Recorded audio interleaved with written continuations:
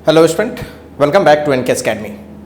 बच्चों, just previous video session में motion in one dimension में मैंने आपको स्पीड के बारे में अच्छा से नॉलेज दिया था, जिसमें मैंने आपको बताया था कि स्पीड क्या चीज़ है और हमने स्पीड को कंपेयर करने की कोशिश भी करी थी वेलोसिटी से। मैंने एवरेज स्पीड और एवरेज वेलोसिटी में कुछ रिलेशंस आपको बताया था। फिर मैंने इंस्टेंटेनियस स्पीड और इंस्टेंटेनियस वेलोसिटी के बारे में भी कुछ कंडीशंस आपको बताई थी कि दोनों में क्या रिलेशंस हैं। गाइज, ये जो चैप्टर है आपको स्टार्टिंग में थोड़ा टफ लगेगा। मैंने पहले भी आपको बता रखा है और मैंने वर्षों से इस चीज़ को पढ़ाया है, तो मेरा अपना अनुभव यही कहता है कि आपने जो भी कुछ पढ़ना है इस चैप्टर में, उसमें स्टार्टिंग में मैं टर्म्स एंड कंडीशंस में स्टार्टिंग में थोड़ी प्रॉब्लम होती है। ठीक है, अगर मैं बाद की बात करूं तो बाद में आप जैसे ही आगे बढ़ोगे वैसे हर चीज़ें आपके दिमाग में बैठ जाएंगी, तो फिर प्रॉब्लम नहीं होगा। अभी स्टार्टिंग में क्यों डिफिकल्टी होती है वो मैं आपको बताता हूँ। पहली चीज़ ये होती है ग्राफ इन्वॉल्व होता है, दूसरी डिफरेंशिएशन इन्वॉल्व होती है, तीसरी इंटीग्रेशन इन्वॉल्व होती है, फिर चौथी सबकी एप्लीकेशन इन्वॉल्व होती है। और इन सब के अलावा जिस टॉपिक को पढ़ रहे हो उस टॉपिक की नई नई चीज़ें, अब वेलोसिटी क्या चीज़ है, किस चीज़ से वेलोसिटी मिलेगी, तो जब इतनी सारी चीज़ें नई मिल जाती है तो फिर हमारा दिमाग वहाँ पे थोड़ा सा चौक होने लगता है। ठीक है, मुझे हर चीज़ को रिफ्रेश करना पड़ता है। तो मेरा आपसे रिक्वेस्ट है कि जब भी आप इस चैप्टर को पढ़ें तो आप हमेशा पीछे की चीज़ों को जरूर अच्छे से पढ़ें, मतलब ग्राफ वगैरह को खूब अच्छे से क्लियर रखें, एकदम मास्टरी उस पर किए रहिए, जितना आपने पढ़ा है बस उसी को, और डिफरेंशिएशन और इंटीग्रेशन को भी वैसे ही करें। ठीक है, इसलिए मुझे बार बार आपकी काउंसलिंग करनी पड़ रही है, जिससे आपका कहीं ना कहीं कंसेप्ट क्या हो जाए, कहीं ना कहीं आपका जो कॉन्फिडेंस हो जाए वो बूस्टअप होता रहे। चलिए आज का वीडियो सेशन स्टार्ट करते हैं। तो गाइज, आज के वीडियो सेशन में हम लोग क्या करने वाले हैं? आज के वीडियो सेशन में हम लोग वेलोसिटी और जो स्पीड है ना, उसको जो पढ़ा था उस पर थोड़ा सा और काम करेंगे, उसका एक और डेरिवेशन करेंगे, उसको एक अलग एंगल से समझने की कोशिश करेंगे, फिर आपको बहुत ज़्यादा फील आएगी। चलिए देखते हैं हम लोगों ने पढ़ा क्या है। अभी तक हम लोगों ने यही पढ़ा है ना कि स्पीड हो या वेलोसिटी हो, राइट। अगर इंस्टेंटेनियस की बात करें तो दोनों को सेम लिखा जा सकता है, क्योंकि इंस्टेंटेनियस वेलोसिटी और इंस्टेंटेनियस स्पीड में कोई फर्क नहीं होता। सो नो प्रॉब्लम, ये स्पीड भी हो सकती है, ये वेलोसिटी भी हो सकती है। क्लियर मैंने कर लिखा था। अब गाइस यहाँ पे अच्छे से समझते हैं। v equals D S by D T, ये तो सही है। इससे हमने बहुत कुछ चीज़ें समझा था। हमने ये समझा था कि पोजीशन का टाइम के साथ डिफरेंशिएशन वेलोसिटी या स्पीड देता है, और अगर मैं ग्राफिकली सोचूं तो एस और टी ग्राफ का जो स्लोप होता है वो वेलोसिटी देता है, या फिर हम इंस्टेंटेनियस वेलोसिटी दे सकता है, या फिर एवरेज वेलोसिटी भी दे सकता है। ये सारी चीज़ें हमने कर ली हैं। अब इसको थोड़ा अलग एंगल से समझने की कोशिश करें। क्या गाइज हम इसको ऐसे लिख सकते हैं? एक बार अच्छे से बात करें। क्या D S equals we D T लिख सकते हैं? बिल्कुल लिख सकते हैं। दोनों साइड में इंटीग्रेशन करते हैं, इंटीग्रेटिंग बोथ साइड।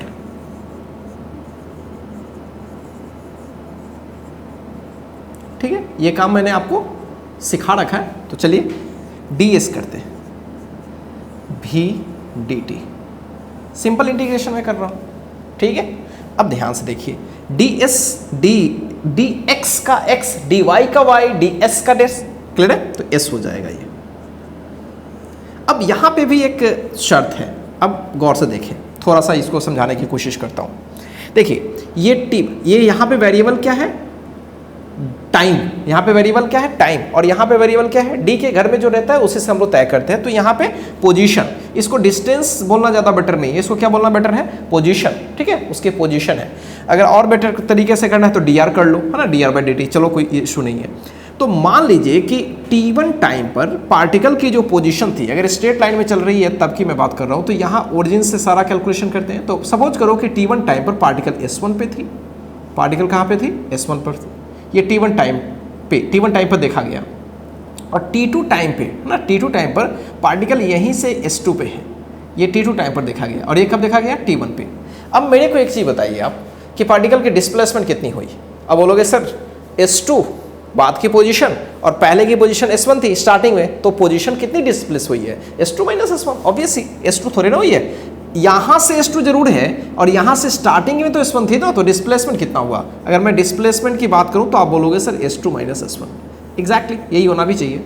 सो t1 टाइम में पार्टिकल की जो भी पोजीशन हो और t2 टाइम में पार्टिकल की जो भी पोजीशन अब बन रही है, तो बाद की पोजीशन माइनस पहले की जो पोजीशन होगी वही उस पार्टिकल की नेट डिस्प्लेसमेंट उस t2 माइनस t1 में होगी। Is it clear? अब यहाँ पे t1 टाइम पर, यहाँ वेरिएबल टाइम है तो यहाँ पे लोअर लिमिट और अपर लिमिट क्या होगा? t ही होगा ना, जो वेरिएबल होता है वही तो वेरी करेगा, सो अपर और लोअर लिमिट वही होगी। सो t1 टाइम में, अच्छा यहाँ पे पोजीशन की बात हो रही है, तो t1 टाइम में इसकी पोजीशन, पार्टिकल की पोजीशन अगर s1 है, किसी t2 टाइम में पार्टिकल की पोजीशन अगर s2 हो गई, क्या हो गई? s2 हो गई, तो अच्छे से समझते हैं ds का इंटीग्रेशन s होता है, दिस इज s1 s2, और ये इंटीग्रेशन अभी तो पता नहीं है कि v टाइम पे कैसे डिपेंड कर रही है, भी टाइम पे डिपेंड कर सकती है, बिल्कुल डिपेंड कर सकती है। सो भी हमें पता नहीं है, बस हमने बस इसको अंदर में ही रखा हुआ है t1 और t2, बट यहाँ पे थोड़ा समझने की कोशिश करते हैं। This is s2 minus s1, variable की जगह पर अपर लिमिट लोअर लिमिट इतना तो आपको पता ही है, एंड सिंपली इसको हम लोग आगे बढ़ाते चल रहे हैं। थोड़ा समझिए what is this? This is the displacement, net displacement of the particle between t1 and t2, उस t1 और t2, तो दिस इज द डिस्प्लेसमेंट। क्या ये डिस्टेंस हो सकता है? क्या ये डिस्टेंस हो सकता है? सोचो।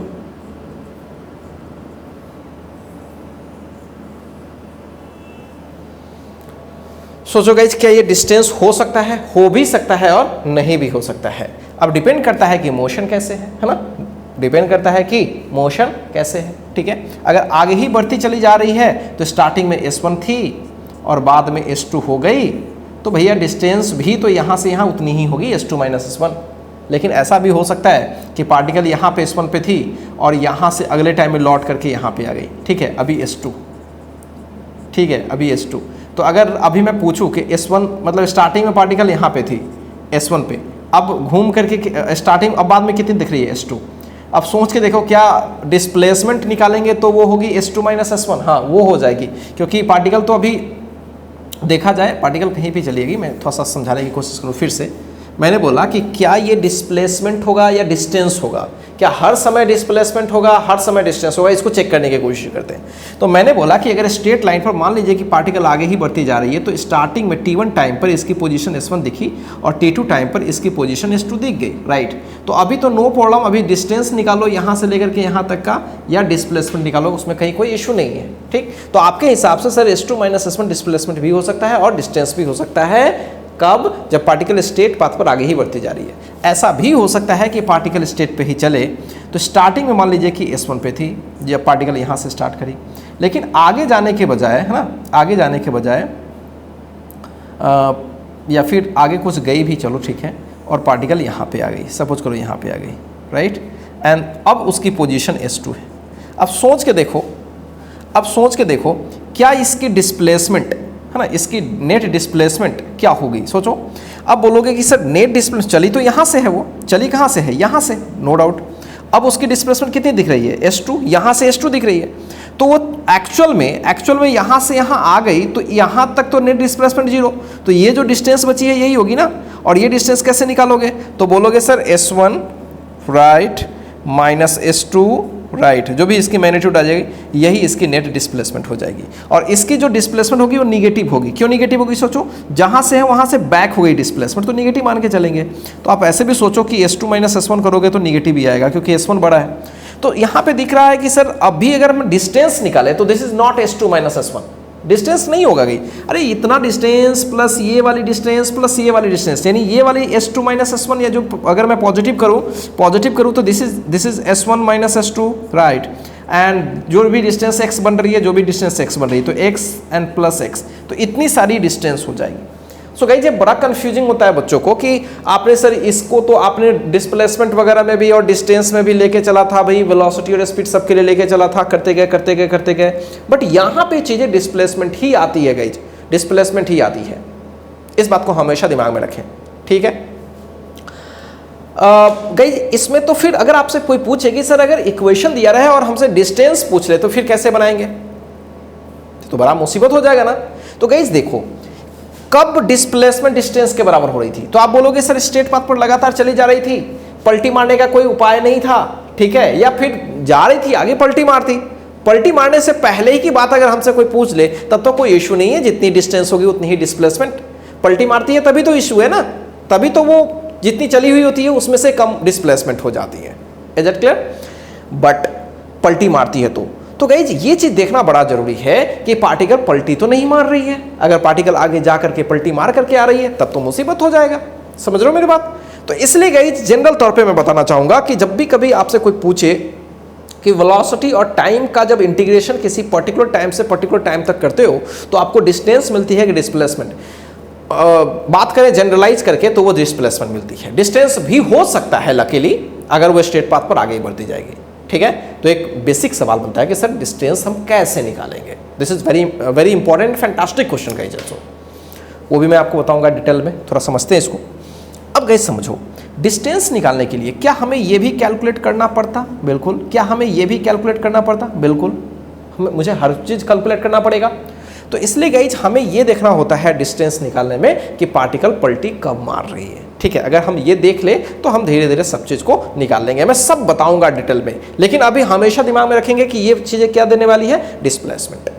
क्लियर है? अभी उस पर फिर मैंने वही बात करनी है। एक साथ जब सब कुछ बताऊंगा तो इतना मतलब कंफ्यूजिंग होगा ना कि आपको बहुत परेशान हो जाओगे। तो बस सिंपल बातें समझ में आ रही है ना, बस इतना दिमाग में रखो कि integration of velocity time equation gives displacement between T1 to T2। मतलब जहां से जहां आप इंटीग्रेट करोगे उसके उसके बीच का डिस्प्लेसमेंट आएगा। वो नेगेटिव भी हो सकती है, पॉजिटिव भी हो सकती है, कहीं कोई शक नहीं है। खूब क्लियर? अब चलिए इसको तो कॉपी नहीं करना, बस इसे अंडरस्टैंड करने के लिए किया था। अब एक बात और अच्छे से फील कीजिएगा, क्या मैंने इंटीग्रेशन में बताया था कि जहां कहीं भी इंटीग्रेशन आ रही है वो बेसिकली एरिया को रिप्रेजेंट करती है? बताया था मैंने, आपको याद होगा। अगर गाइस मैं उस डिस्प्लेसमेंट को थोड़ा यहाँ लिखूँ और थोड़ा सा इसको अलग एंगल से समझने की कोशिश करूँ तो हमें कुछ चीज़ें दिख रही हैं। T1 to T2। So what is this? This is the area. मैंने वहाँ पे डिटेल किया था। आपको अगर दिक्कत हो रही है तो बार बार आप पीछे वाले लेक्चर्स को देखें, ज़्यादा आपको मजा आएगा। सो दिस इज VDT और this is what, area under VT graph. सोचो, एरिया अंडर VT ग्राफ मैंने बता रखा था between T1 and T2, between T equals T1 to T equals T2। इसके बीच में अगर हम एरिया निकाल लें तो उससे हमारा डिस्प्लेसमेंट मिल जाता है। क्लियर है? अब एक बात और समझेंगे, एरिया पॉजिटिव साइन की भी होती है और नेगेटिव साइन की भी होती है। एरिया पॉजिटिव साइन की भी होती है और नेगेटिव की।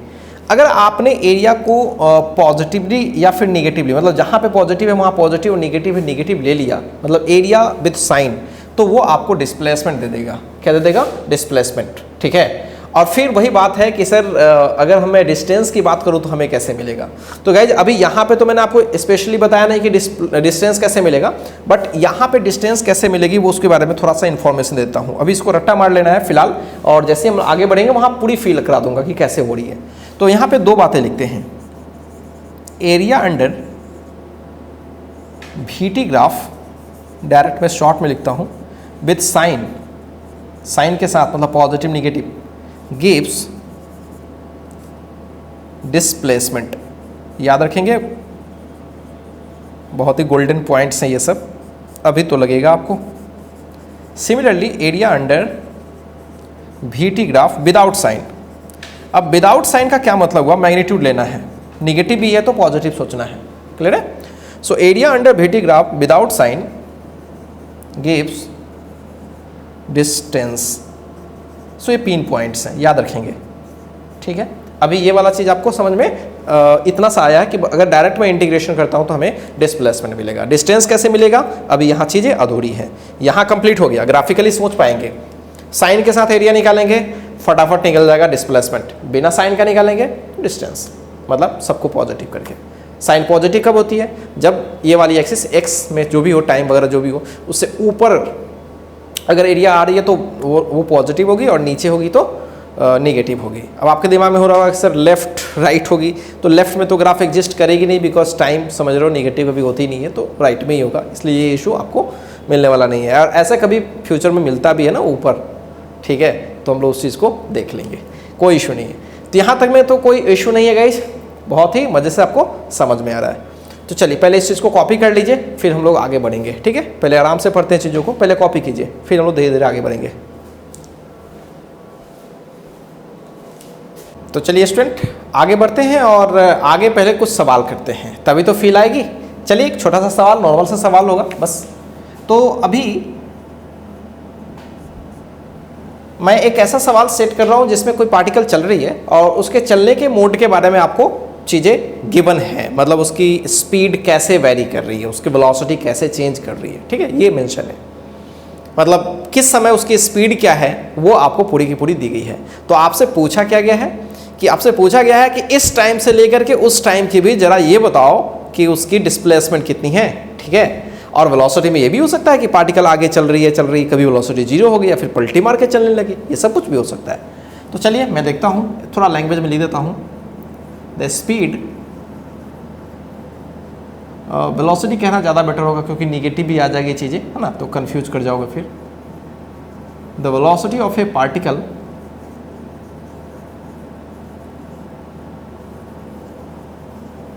changes according to the equation v equals, बहुत ही सिंपल इक्वेशन दे रहा हूँ बस अंडरस्टैंड करने के लिए, राइट, बहुत ही सिंपल है। तो इस तरह से हमारे पास एक इक्वेशन मिल रहा 3t² - 2t + 1, बहुत ही सिंपल है। Where v is in metre पर second and t is in second. Time को सेकेंड में लिया है और वेलोसिटी को ऑफ कोर्स मीटर पर सेकेंड में लिया है। फाइंड डिस्टेंस, नहीं अभी तो डिस्टेंस में बोल ही नहीं सकता, displacement of a particle between t = 1 to t = 3 second. ठीक है, कैसे निकालेंगे, बहुत ही सिंपल है। अभी तो बताया, कंसेप्ट तो आपको पता ही है। कंसेप्ट नहीं पता है तो आप बेसिक्स पर चले जाना। आपको पता है v = ds/dt, इतना तो हमें पता ही है। तो ds = v/dt, हालांकि ये सब करने की कोई ज़रूरत नहीं है। तो आपको नेट डिस्प्लेसमेंट अगर निकालनी है, डेल्टा S2 - S में निकालनी है, so that would B v/dt integration from t1 to t। ठीक है, ये तो मैंने आपको बता रखा है, ऐसी टाइम पास में भी कर दिया। सो अब गाइस क्या करें, यहाँ पे हमें डिस्प्लेसमेंट निकाली है। सो t1 के जगह पर 1 डाल देता हूँ, t2 के जगह पर 3 डाल देता हूँ, v के जगह पर पूरी क्वांटिटी डाल देता हूँ, राइट, और बस इंटीग्रेशन कर लेता हूँ, अलग कर लेंगे। तो फटाफट करते हैं, 3 को बाहर करते हैं, कर ही लेते हैं। t², t की पावर n, तो एक पावर ऐड कर लेंगे, तो t की पावर 1 ऐड तो 3 हो जाएगा और नीचे 3 - 2, और t की पावर यहाँ 1 है, फिर एक ऐड करेंगे, ये 2 हो जाएगा और 1 dt में ये t हो जाएगा, फ्रॉम 1 to 3 ये सब कैंसिल हो जाएगा। तो we have t³ - t² + 1 from 1 to 3, right. Upper limit डाल देते हैं, 3 का क्यू - 3 का स्क्वायर + 1 -1 का क्यू - 1 का स्क्वायर + 1, राइट। सो अब अच्छे से देखो, ये 27 एंड दिस इज 28 -9 माइनस, ये तो कैंसिल ही हो जाएगा, तो ये 1 आ जाएगा। सो 28 - 10 विच इज़ 18 मीटर। अगर सेंटीमीटर पर सेकेंड यहाँ पे होती डेटा या फिट पर सेकेंड होती तो ये चीज़ें फिट में आती या फिर सेंटीमीटर में आ जाती। होपफुली समझ में आ रही है ये चीज़ें, बहुत ही आसान है। अब गाइस ध्यान से सुने, कभी कभी क्या होता है कि आपसे ये पूछा जाता है, ठीक है, आपसे ये पूछा जाता है कि पार्टिकल अपने वेलोसिटी के डायरेक्शन को कब चेंज करी। बिल्कुल ऐसा सवाल पूछा जा सकता है कि पार्टिकल अपने वेलोसिटी के डायरेक्शन को कब चेंज करी। जैसे एक सिंपल सा मैं भी दे रहा हूँ 2t² माइनस, या फिर ऐसा सिंपल इक्वेशंस, आपको कहीं कोई कन्फ्यूज़न नहीं होना चाहिए। ऐसा मैंने ऐसा दे दिया 2t - 1, सिंपल। सवाल आपसे पूछा गया है फाइंड द डिस्टेंस, क्योंकि डिस्टेंस यहाँ पूछा जा सकता है। गाइस समझना थोड़ा सा ध्यान से, क्योंकि अभी हालांकि मैंने आपको मना किया था कि डिस्टेंस अभी निकालेंगे नहीं, लेकिन मैं सवाल क्या सेट कर रहा हूँ वो तो देखो जरा। मैं ये पूछ रहा हूँ कि आप ये बताओ कि पार्टिकल की डिस्टेंस कितनी है। डिस्टेंस निकालना तो बेहद आसान है, ठीक है, क्योंकि पार्टिकल अगर एक ही डायरेक्शन में जा रही है तो डिस्टेंस निकालना बेहद आसान है।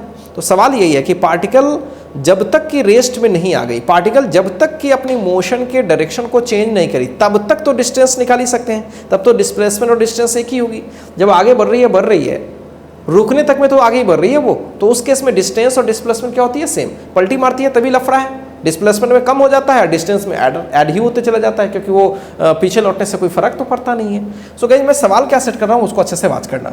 मैम आपसे डिस्टेंस जरूर पूछ रहा हूँ, find the distance travelled by particle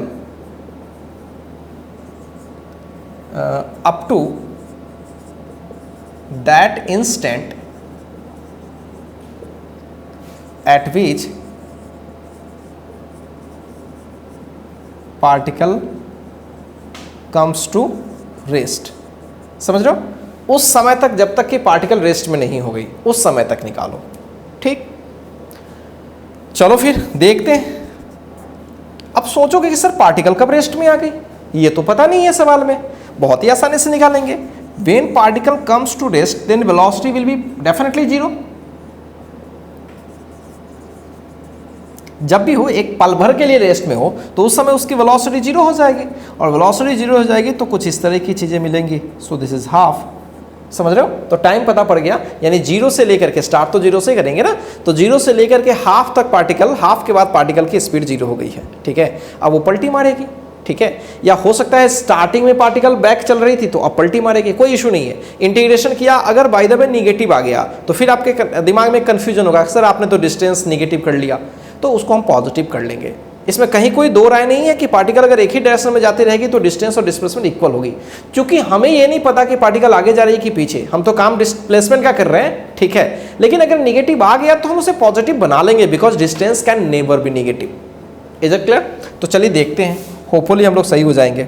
तो अभी डेल्टा एस निकालते हैं, वी डी टी कर लेते हैं from zero to half, V D T यानी कि ये 2t - 1 0 to half and D T. बस फटाफट इंटीग्रेशन करें तो देखना ये 2t²/2 minus t from 0 to half. देखते हैं हम लोग बचते हैं कि फंसते हैं, फंस जाएंगे तब भी कोई इशू नहीं है। तो चूंकि डिस्टेंस निकालना है तो सबको हम पॉजिटिव पहले ही से कर लें, कोई इशू तो नहीं है गाइस। चलो पॉजिटिव कर लेंगे। तो ये t² की जगह पर पहले हाफ डालते हैं तो 1/2 का होल स्क्वायर, और माइनस इसके जगह पर 1/2 डाल देते हैं, और लोअर लिमिट डालेंगे 0, लोअर लिमिट 0 तो 0 ही हो जाएगा। इसका मॉडुलस लेंगे बिकॉज हो सकता है ये निगेटिव आ जाए, और आ भी गया शायद। ये 1/4 माइनस हाफ, देख पा रहे हो। So obviously this is again -1/4, देख सकते हो, -1/4 हो जाएगा। Is it clear? सो ये -1/4 का मॉडुलस करेंगे तो क्या आएगा, +1/4। तो ये मीटर डिस्टेंस हो गया। समझ रहे हो, डिस्प्लेसमेंट पूछता तो 1/4 बोलते हैं, बट डायरेक्शन उसकी जस्ट अपोजिट होती। होपफुली मेरी बातें समझ रहे हो गाइज। तो ये सवाल इंटेंशनली सेट किया गया है डिस्टेंस पे। हर चीज़ों को अच्छे से विजुलाइज करिए, ठीक है, आपको बहुत ही मजा आएगा। ठीक है, एक्चुअली जितनी भी चैप्टर्स पढ़ रहे हो ना गाइज, आगे चल के सब के सब मैथ्स में पढ़नी होती है। ठीक है, जो कैनेमेटिक्स या डायनामिक्स वाला जो पार्ट्स होता है वो सारे के सारे मैथ्स में पढ़नी होती है। यहाँ पे मतलब आपके सेकेंडरी लेवल में कन्वीनियंट के लिए फिजिक्स में बहुत सारे टॉपिक है, मैथ्स में बहुत सारे टॉपिक्स पढ़नी है, कन्वीनियंट के लिए आपको सिलेबस से हटा करके यहाँ पढ़ाएगी। तो बेसिकली जो भी चैप्टर्स पढ़ रहे हो ये सब कहीं ना कहीं आगे चल के मैथ्स में पढ़नी पड़ेगी हायर एजुकेशन में। मतलब आप जो पढ़ रहे हो दरअसल ये मैथमेटिक्स पढ़ रहे हो, पूरी की पूरी मैथमेटिक्स ही उसमें यूज हो रही है, डिफरेंशिएशन, पूरे कैलकुलस की कंसेप्ट यूज हो रही है, ग्राफ यूज हो रही है। तो कहीं ना कहीं इसमें फिजिक्स बहुत कम है। फिजिक्स तो समझो बस एक डेफिनेशन टाइप का हो गया, बस खत्म हो वहीं पे। पूरी की पूरी क्या पढ़ रहे हैं हम लोग, मैथ्स पढ़ रहे हैं। तो मैथ्स आपका बहुत स्ट्रांग होना जरूरी है। ठीक है, और तो ये बात मैं इसलिए बोल रहा था गाइस क्योंकि इस चैप्टर में आपको मतलब थ्योरीज के नाम पर कुछ विषय मिलेंगे नहीं, केवल मैथ्स मिलेंगे। तो इसमें आप अपनी कमर कस लें और केवल न्यूमेरिकल बनाने के लिए ज़्यादा रेडी रहें। और ये जो चैप्टर है गाइज, ध्यान से इस बात समझेंगे, ये चैप्टर आगे का धीरे धीरे आपका बेस तैयार कर रहा होगा। मतलब एक आइडिया हो जाएगा कि चीज़ों को हम सोचते कैसे हैं। ये बात अलग है कि आगे चल के चीज़ें अलग अलग पढ़नी है, अलग अलग वैरायटी की पढ़नी है, लेकिन एक हैबिट हो जाती है ना काम करने की, वो हैबिट आपको आगे के चैप्टर्स में बड़ा हेल्प करेगा। ठीक है, चलिए पहले कॉपी कीजिए।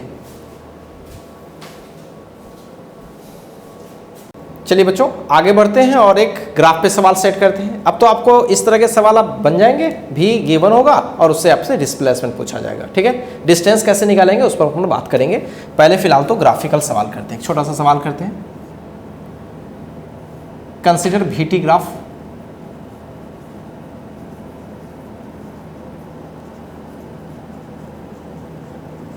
Of A particle, right. एक VT ग्राफ में दे रहा हूँ आपको, ये टाइम है और ये भी है और इस तरह से ग्राफ दिख रही है हमें यहाँ तक। कुछ डेटा हम लोग ले लेते हैं 0, 2, 4, 6, राइट। और यहाँ पे दे देता हूँ 8 और यहाँ पे मैं दे देता हूँ -6, राइट। अब क्या है, पूछा ये गया है कि आप 0 से लेकर के 6 तक, 0 से लेकर के 6 तक का आप डिस्टेंस बताएं या फिर डिस्प्लेसमेंट बताएं। फाइंड डिस्टेंस एंड डिस्प्लेसमेंट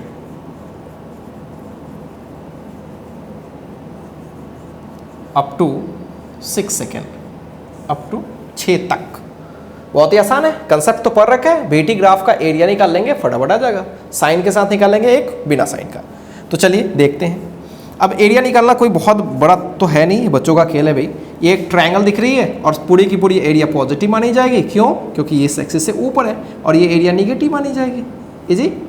अब इसका एरिया, तो अगर मैं एरिया निकाल लूँ तो ये A1 + A2 होगी, 2 पार्ट। आप चाहो तो 3 पार्ट में भी तोड़ सकते हो, ये वाला पार्ट, ये वाला पार्ट और ये वाला पार्ट, चलेगा। तो इसका एरिया होगा 1/2 into base which is 4 into altitude which is 8। और इसकी एरिया अगर मैं निकालूँ, साइन के साथ निकालूँ तो माइनस रखना पड़ेगा।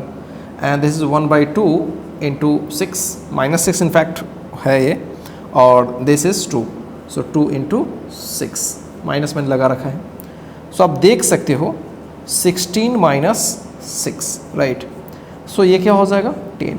तो साइन के साथ हमने एरिया निकाला, right. This is 10 metre. So ये जो डिस्प्लेसमेंट हुआ, डिस्प्लेसमेंट कितना होगा मैं आपको फील भी करवाऊंगा, डोंट वरी। 10 मीटर हो गई डिस्प्लेसमेंट, क्या हो गई 10 मीटर। अच्छा, और डिस्टेंस की मैं बात करूं तो आपको भी पता है कि सर जहां माइनस किए हो वहां प्लस कर लो, ठीक है। जहां माइनस किए वहां प्लस कर लो, तो 16 कर लूँ। ये वाला पार्ट मैं डायरेक्ट ऐसे भी लिख सकता हूँ, A1 एरिया पॉजिटिव करके, A2 एरिया पॉजिटिव करके। चलो, तो ये हो जाएगा 16 + 6 डायरेक्ट करता हूँ 22 मीटर।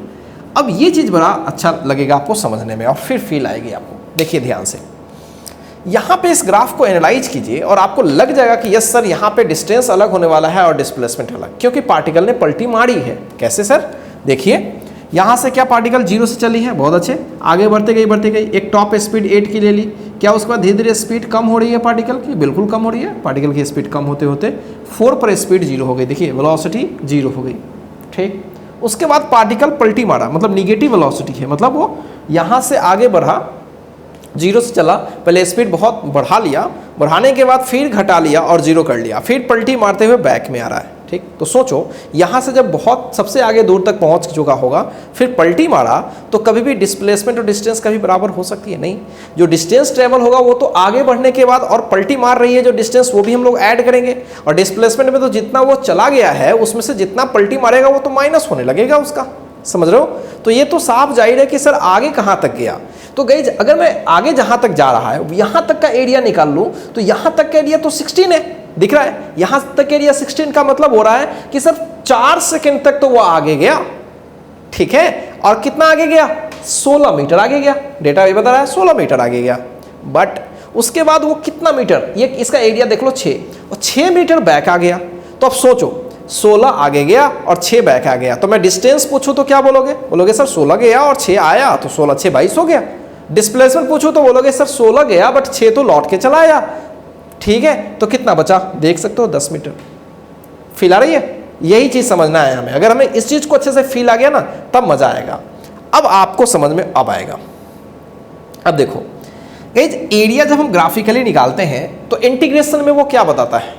सोचो, एरिया अगर हम ग्राफिकली कोई चीज़ का निकाल रहे हैं तो इंटीग्रेशन में वो चीज़ एरिया, वो जो एरिया होता है वो इंटीग्रेशन बताता है, मतलब यहाँ से लेकर के यहाँ तक। तो मैं अगर इसको इंटीग्रेशन की भाषा में बात करूँ तो मैं ये बोलूँगा कि 0 से लेकर के 4 तक का VT इक्वेशन का जो इंटीग्रेशन होगा क्या वो पॉजिटिव होगी? हाँ बिल्कुल, वो दिख रहा है। अगर इसका इंटीग्रेशन 0 से 4 तक करूं, अगर इसका कुछ ना कुछ इक्वेशन दिया रहा है, इसने कुछ ना कुछ इक्वेशन दिया रहा है, अगर मैं उसको इंटीग्रेट कर लूं तो हमें पक्का डेफिनेटली 60 मिल जाएगा, इसमें कहीं कोई दो राय नहीं है। और अगर मैं 4 से लेकर के 6 तक का इंटीग्रेशन करूंगा तो पक्का मेरे को निगेटिव आएगा। ध्यान इस बात का रखना है कि इंटीग्रेशन जब भी आती है और इंटीग्रेशन से हम कहते हैं कि इंटीग्रेशन एरिया को रिप्रेजेंट करती है, तो क्या एरिया की मैग्नीट्यूड रिप्रेजेंट करती है कि साइन एरिया को? साइन एरिया को। इस बात को हमेशा दिमाग में रखेंगे। इंटीग्रेशन ऑलवेज, कहीं पे मैं लिख देता हूं इस चीज को, कि जो इंटीग्रेशन होती है वो इंप्लाई करती है साइन एरिया को। किस एरिया को? साइन एरिया को, है ना। हमेशा याद रखिएगा, ये किस एरिया को रिप्रेजेंट करती है? साइन एरिया को। मतलब उसके मैग्नीट्यूड को रिप्रेजेंट नहीं करती है, साइन एरिया को रिप्रेजेंट करती है। ठीक, तो अब मेरे को एक चीज बताइए, 4 से लेकर के 6 तक अगर मैं इस इक्वेशन को, अगर इक्वेशन दिया रहता, सवाल में भी इक्वेशन नहीं है, तो अगर ये इक्वेशन दिया रहता, अगर मैं उसको इंटीग्रेट करता 4 से 6 तक, तो क्या मेरे को इंटीग्रेशन की वैल्यू मिलती? डेफिनेटली मिलती। 6 मिलती या -6 मिलती? -6 मिलती। ठीक है, अब सोचो, इंटीग्रेशन जब करते हैं तो ये प्लस का प्लस दे देगा, माइनस का माइनस दे देगा। जब जैसे दोनों ऐड अप होगा, फाइनली ऐड अप होगा, तो माइनस खुद ब खुद हो जाएगा, तो वो तो डिस्प्लेसमेंट आ जाएगा। आप समझ में आ रही है? इसलिए मैं बोला था कि इंटीग्रेशन डायरेक्ट चीजों को क्या देता है? हमेशा डिस्प्लेसमेंट देता है, डिस्टेंस वो कभी नहीं देता। खूब अच्छे से क्लियर। अब आपके दिमाग में अब यहीं से पकड़ लोगे सारी चीजें।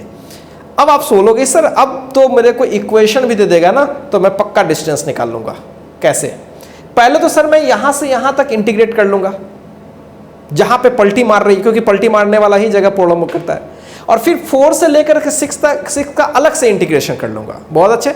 और जो बाद का इंटीग्रेशन करूंगा उसको पॉजिटिव बना लूंगा, और शुरू का जो इंटीग्रेशन करूंगा वो पॉजिटिव अगर होगा तो पॉजिटिव सही ही है। ठीक है, कोई भी कुछ भी हो सकता है। स्टार्टिंग में ही पलटी मार के आ रही है, बाद में सीधा हो गई, या स्टार्टिंग में आगे जा रही है, बाद में पलटी मार ली, कुछ भी हो सकता है। हो सकता है बैक से जाए, कुछ भी हो सकता है। ग्राफ इक्वेशन में तो ग्राफ दिखता नहीं है ना, तो वहां पे तो हमें पता ही नहीं चल पाएगा कि स्टार्टिंग में एरिया निगेटिव आ रही है कि पॉजिटिव आ रही है। ठीक, तो वो इशू नहीं है। मतलब जितने भी पार्ट में वो जैसे जैसे रिटर्न मारी है, जैसे जैसे वो टर्न मारी है, तो पलटी मारने के समय को एक बार मेजर कर लेंगे और वहां तक पहले इंटीग्रेशन कर लेंगे, और फिर वहां से आगे बढ़ करके जहां तक हमें क्वेश्चन दिया गया है फिर अलग इंटीग्रेशन करेंगे, दोनों को पॉजिटिव बना करके फिर जोड़ लेंगे, और वो डिस्टेंस आ जाएगा। और डिस्प्लेसमेंट निकालना हो तो कोई लफड़ा ही नहीं है, हमें तो देखना ही नहीं है कि पार्टिकल पलटी मारी है या नहीं मारी है। भैया स्टार्टिंग में कौन सा टाइम है, बाद का कौन सा टाइम है, इक्वेशन पता है, डायरेक्ट इंटीग्रेशन करो। अब फील आ रही है? इसलिए मैंने रोक के रखा था। ठीक है, अब मैं वो चीज बताऊंगा आप क्वेश्चन के जरिए। ठीक है, तो चलिए देखिए, ये तो हो गया सॉल्यूशंस का, बहुत ही आसान है। चलिए मैं आपको कंसेप्ट वो चीज सिखाता हूं। तो अभी हम लोग को क्या सीखना है? फाइंडिंग डिस्टेंस, है ना, finding distance from VT equation के जरिए। एरिया के जरिए तो आप लोग बहादुर हो गए, आराम से निकाल लोगे। अब गाइस इस पे बहुत सारा प्रैक्टिस किया जा सकता है, अलग अलग टाइप का एरिया दे करके, वो तो मैं कर लूंगा बाद में। पहले ये कंसेप्ट को सिखा देता हूं। ठीक है, चलिए देखिए इसके लिए स्टेप्स क्या है। तो पहली स्टेप है find the instants at which particle comes to rest। पहले तो ये चीज़ निकालो, स्टेप ये फर्स्ट है। अब सेकेंड स्टेप की मैं बात करूं, now find the integral in intervals. जो टाइम इंटरवल्स बनी है ना, मान लीजिए कि दो जैसे 1 से लेकर के 10 तक हमें डिस्टेंस निकालनी है। मान लीजिए कि वो 2 पर भी रेस्ट में आ गई और अगले बार 4 पर भी रेस्ट में आ गई, तो इंटरवल बन गया जस्ट लाइक दिस। मैं आपको सिखा देता हूँ। जैसे हमें T1 से लेकर के T2 तक निकालनी है, हमें हमारा आंसर इसके बीच करना है। ठीक है, और इसके बीच एक बार आ गया, यहाँ पे कुछ x आ गया, यहाँ पे y, यहाँ पे भी पार्टिकल रेस्ट में आ गई, यहाँ भी पार्टिकल रेस्ट में आ गई। इसको कुछ नाम दे लेता हूँ, ज़्यादा बेटर होगा। इसको कुछ ज़्यादा बेटर ऐसे होगा, इसको ऐसे करते हैं ना, इसको कैपिटल टी राइट, और इसको कैपिटल टी डबल डैश, मतलब मेरे को टी और टी, और इसके बीच T1 और T2, 2 बार वो 0 0 आ गया। तो अब क्या करेंगे, now find the integral in intervals, ठीक है, वो रेस्पेक्टिव इंटरवल्स में निकालिए, and add all integrals without sign,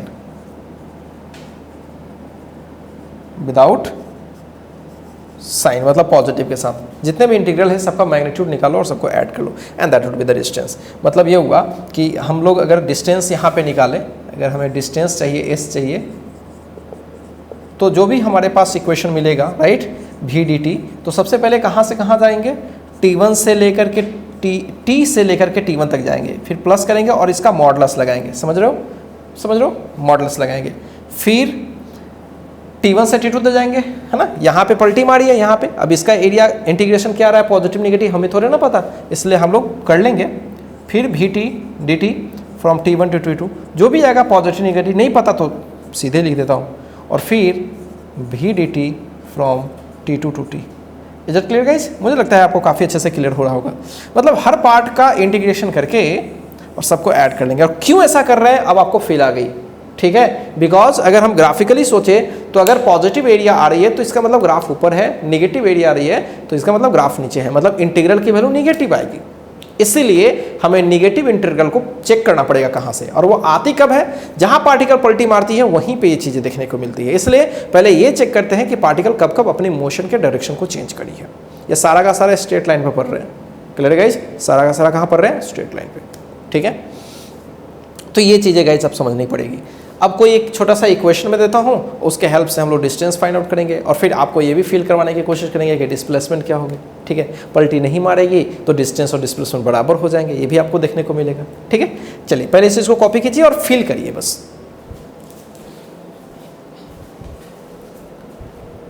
चलिए बच्चों, आइए एक दो सवाल लगाते हैं, ज़्यादा आपको फील आएगी। सपोज करो मैं ज़्यादा लिख नहीं रहा, सिंपल इक्वेशन लिख रहा हूँ, 40 - 8, सिंपल 40 - 8, एक पार्टिकल की स्पीड या वेलोसिटी इस तरह से वेरी कर रही है, पलटी मारेगी कि नहीं मारेगी ये भी चेक कर लेंगे। आपसे ये पूछा गया है find the distance travelled in 5 second, या ऐसा करते हैं 4 सेकेंड, 4 सेकेंड में टोटल डिस्टेंस आप बता दो, ठीक है। चलिए, तो क्या मैं डायरेक्ट आंसर करने लगूं या पहले ये चेक करूं कि पार्टिकल कब पलटी मार रही है, पार्टिकल कब पलटी मार रही है। अच्छा, पार्टिकल कब पलटी मारती है, अगर वेलोसिटी जहां जहां जीरो होती है वहीं चांसेस होती है, वहीं चांसेस क्या वहीं होती ही है, ठीक। पहले ये चेक करते हैं कि पार्टिकल की वेलोसिटी कब कब जीरो होगी। तो 40 - 8 will be 0, so 40 will be 8, इसका मतलब हुआ कि 2 सेकेंड पे स्टार्टिंग के मोशन के बाद पार्टिकल दूसरे सेकेंड में पलटी मारने वाली है। अब पलटी में वो क्या होने वाली है, पहले निगेटिव में चल रही थी तब वो पॉजिटिव में जाएगी, या पहले ही पॉजिटिव में जा रही थी अब निगेटिव में, आई डोंट नो, चेक करने की भी जरूरत नहीं है, क्योंकि हमें तो डायरेक्ट इंटीग्रेशन करना है अलग अलग पार्ट्स में और डायरेक्ट उसका पॉजिटिव वैल्यू कर लेना है। तो चलिए, डिस्टेंस चाहिए हमें डिस्टेंस चाहिए, तो क्या करें, हम तो VDT का इंटीग्रेशन करने जाएंगे। हमें पूछा क्या गया है, ये भी बड़ा इंपॉर्टेंट है, हमें 4 सेकेंड तक डिस्टेंस पूछा गया है, शुरू से 4, तो शुरू से 4 की मैं बात करूं तो शुरू से दूसरे पर तो पलटी मार चुकी, यानी मुझे 0 से लेकर के 2 तक अलग काम करना पड़ेगा, उसका पॉजिटिव वैल्यू देखना पड़ेगा, फिर 2 से लेकर के 4 तक अलग काम करना पड़ेगा सेम इक्वेशन का, फिर उसका पॉजिटिव वैल्यू देखना पड़ेगा, and that will be answer. Hopefully मेरी बात समझ रहे हो आप लोग। चलो आगे बढ़ते हैं। VDT ये 40 है, एक काम करते हैं VDT को अलग से निकल लेते हैं, क्योंकि यहाँ भी वही चीज़ करना है, यहाँ भी, अब बार बार चीज़ों को गंदे तरीके से दोहराना भी सही नहीं होगा, तो साइड से मैं आपको यहाँ पे समझा देता हूँ कि VDT का इंटीग्रेशन क्या होगा जनरल, और VDT का मतलब हो गया 40 - 8 × dt, ऐसे शॉर्टकट करना चाहिए। तो 4, अब देखो 4t की t² / 2 करेंगे -8t, अब कट हो जाएगा तो ये हो जाएगा 2t² - 8t। पहले ये बना के रखो, फायदा होगा, बार बार चीज़ों को गंदे तरीके से लिखते नहीं है, ठीक है। अब कर लिया, अब फटाफट इसका इंटीग्रेशन का वैल्यू डायरेक्ट डाल देता हूँ, 2t² - 8t, कहाँ से कहाँ करनी है हमें, 0 से 2, और उसकी पॉजिटिव वैल्यू ले लेनी है बाद में, ठीक है। और इसका भी तो वही करना है, 2t² minus 8t, right. And इसको कहाँ से कहाँ करना है, 2 से 4 जस्ट पॉजिटिव कर लेना है। सो 2 डालो, 0 डालने से तो सब 0 ही हो जाएगा। 2 डालो, 2 2 जा 4 2 जा 8 माइनस 16 आ गया ना नेगेटिव, देखो 8 2 2 जा 4 2 जा 8 माइनस 8 इंटू 2 16, और 0 से जाने से तो ये पॉजिटिव करना पड़ेगा, नेगेटिव आ रहा है। और ये देखो 32 यहाँ पे 4 4 जा 16 to 32, and this is also 32, देखो ध्यान से, बिल्कुल 32 माइनस 2 डालते हैं, 2 2 जा 4, राइट, 2 2 जा 4 2 जा 8, ध्यान से देखना, पहले अपर लिमिट डाला जिसका वैल्यू क्या आ रहा है, फिर से देखते हैं, 4 4 जा 16 2 जा 32 माइनस 32 ये आया, मतलब अपर लिमिट का वैल्यू ये आ गया, राइट, माइनस लोअर लिमिट डालेंगे तो 2 2 जा 4 2 जा 8 माइनस एंड 16, राइट। ये चीज़ें देखनी चाहिए, पॉजिटिव कर लो। तो ये तो -8 हो जाएगा, तो -8 का पॉजिटिव वैल्यू +8, राइट। ये तो ऐसे ही 0 हो जाएगा, और दिस इज +8, फाइनली 8 होगा। तो यहाँ पॉजिटिव डिस्प्लेसमेंट आ रही है विच इज +8, देखो ना खुद ब खुद +8 आ रही है। So finally 16 metre total distance हो रही है, यानी पार्टिकल यहाँ से आगे गई 8 मीटर और वापस पीछे 8 मीटर आ गई, कहने का तो यही मतलब है। अच्छा, अब आपके दिमाग में एक बात आ रही है, सर अगर मैं इसका डिस्प्लेसमेंट निकालूँ तो 0 आ जाना चाहिए, आ जाएगा बिल्कुल। चलो मैं साइड से करके बताता हूँ। अगर मैं डिस्प्लेसमेंट निकालूँ, यहाँ पे लिख देता हूँ, ऑल्सो फाइंड डिस्प्लेसमेंट, राइट। सो अगर मैं डिस्प्लेसमेंट निकालूँ तो वो तो सीधा इंटीग्रेशन होगा, कहाँ से कहाँ, डायरेक्ट डाल दो तो 0 से 4, और इंटीग्रेशन तो करके रखा हुआ है ना, 2t² minus 8t from 0 to 4, देखो क्या आंसर आने वाला है। 4 डालो, 4 4 जैसे 32 माइनस 32, और 0 तो 0 ही हो जाएगा। तो ये 0 आ भी रहा है और ये दिख भी रही थी, फील आ रही है गाइस, फील आनी चाहिए, बस सवालों में कुछ खास रखा नहीं है। चलिए एक सवाल और करते हैं।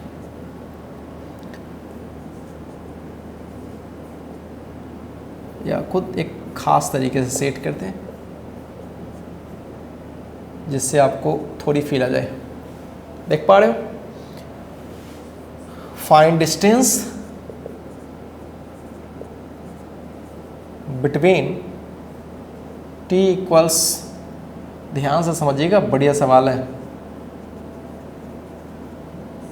1 से लेकर के 2 सेकंड के बीच आपको डिस्टेंस निकालनी है। अब मेरी बात अच्छे से सुने, जब हम पार्टिकल की पलटी मारने की बात करते हैं तो हमारे जहां कैलकुलेशन की बात हो रही है उसमें पार्टिकल पलटी मारनी नहीं चाहिए, अगर मार रही है तो हमें कैलकुलेशन। अब गाइज यहाँ पे अच्छे से देखो, खूब अच्छे से बात करो, तो अगर मैं वेलोसिटी को 0 करूं तो हमारा 2 टाइम मिलने वाला है, एक 1 और एक -2, तो ये तो पॉसिबल है नहीं, टाइम कभी नेगेटिव होती नहीं है। तो हमारे पास एक ही समय बचता है जब वो पार्टिकल पलटी मारती है, स्टार्टिंग से जा करके पार्टिकल पहले सेकंड पे पलटी मार लेती है। लेकिन सवाल कहाँ सेट किया गया है, 1 से लेकर के 2 के बीच। अब सोचो क्या इसमें पलटी मारने का कंसेप्ट यूज करेंगे? नहीं, पलटी तो मार चुकी, पलटी मारने के बाद की बात हो रही है। अब दूसरे सेकंड पर कभी पलटी मारी है, या 1 और 2 के बीच कहीं पलटी मारने का कोई टाइम है क्या? क्या मेरी बातें समझ रहे हो? सो गाइज यहाँ पे क्या हमें प्रॉपर दिमाग लगाना पड़ेगा क्या? नो, कुछ है ही नहीं। तो अगर मेरे को डिस्टेंस निकालना है तो सिंपल v dt का इंटीग्रेशन फ्रॉम 1 to 2। अब बोलोगे सर निगेटिव भी आ सकती है, क्योंकि आपको क्या पता कि पलटी मार करके वो पीछे जा रही है या आगे जा रही है, ये तो पता नहीं है। ये बात सही है, ये जुनून है, तो हम क्या कर लेंगे, बाद में पॉजिटिव कर लेंगे। खूब क्लियर। और यहाँ पे डिस्टेंस डिस्प्लेसमेंट भी निकालेंगे तो सेम ही आएगी, क्योंकि आपको पता है 1 से 2 में कहीं कोई इशू ही नहीं है। चलिए देखते हैं फिर v dt। अब इसका इंटीग्रेशन कैसे करें, ये तो इनटू में है, इसको मल्टीप्लाई कर लेते हैं। तो यहाँ पे v अगर निकालते हैं तो क्या होगा, फटाफट भी कर सकते हो। सो t² प्लस t माइनस 2, फटाफट करोगे तो ये आ जाएगा, होपफुली यही आना चाहिए। सो चलिए गाइस यहाँ पे करते हैं, अब इसका इंटीग्रेशन लिखते हैं। तो t² plus t minus 2 dt 1 to 2। सो ये हो जाएगा t³ 3 plus t² 2 minus 2t from 1 to 2। Upper limit डालते हैं तो 8/3 एंड 2 to 4, ये 2 आ जाएगा, डायरेक्ट लिखता हूँ, 4 आ जाएगा डायरेक्ट, 2 to 4 2, ठीक है ना। ये इतना शॉर्ट हो कर लो, 1/3 प्लस 1/2 माइनस 2, सही है। सो ये -2 3 2 6, ये 2/3 आ जाएगा शायद, देखो तो -2 3 2 6, ये 2/3 माइनस, और इसको ऐड करते फटाफट तो 6 आ जाएगा नीचे, तो 2 3 5 एंड 12 -7/6, आई थिंक यही होना चाहिए। चलो देख लेना, ये तो पॉजिटिव ही आ रही है तो कोई इशू नहीं है, ठीक है। एंड 11/6 आई थिंक यही होना चाहिए, सॉल्व कर लेते हैं। तो इस तरह से गाइज हमने देखा कि भाई अगर इस तरह से इक्वेशंस हो जाए और वो पार्टिकल पलटे भी मार रही हो फिर भी उसकी ज़रूरत नहीं भी होती है, बिकॉज जिस टाइम इंटरवल के बीच हमसे डिस्टेंस पूछा गया है उसमें तो उस पलटी मारने वाले टाइम का कोई यूज़ नहीं है। क्या आप मेरी बातें गेट कर रहे हो गाइज? तो आज मैंने ज़्यादा कुछ आपको नहीं बताया, सिंपल जो VT इक्वेशंस होती, VT जो इक्वेशन है मतलब डिफरेंशियल फॉर्म में जो है उसके हेल्प से मैंने आपको डिस्टेंस और डिस्प्लेसमेंट में आने की कोशिश करी है। ग्राफिकली भी चीज़ें मैंने आपको बताई है और आपको होपफुली समझ में चीज़ें आई होंगी। तो चलिए गाइज कॉपी कीजिए। अब गाइज मिलते हैं नेक्स्ट वीडियो सेशन में नए कंसेप्ट के साथ। अभी इसी तरह से छोटे छोटे कंसेप्ट क्वेश्चंस सिखाते चलूँगा और धीरे धीरे बूस्टअप करते चलूँगा कंसेप्ट, और आप बार बार पीछे से खूब अच्छे से रिवाइज करते रहना, ठीक है। इस चैप्टर में थोड़ा आपसे यही रिक्वेस्ट है कि आप हर चीज़ को अप टू डेट रखना, नहीं तो फिर प्रॉब्लम हो जाएगा, सफ़र करोगे फिर इसमें, ठीक है। मिलते हैं guys just next video session में।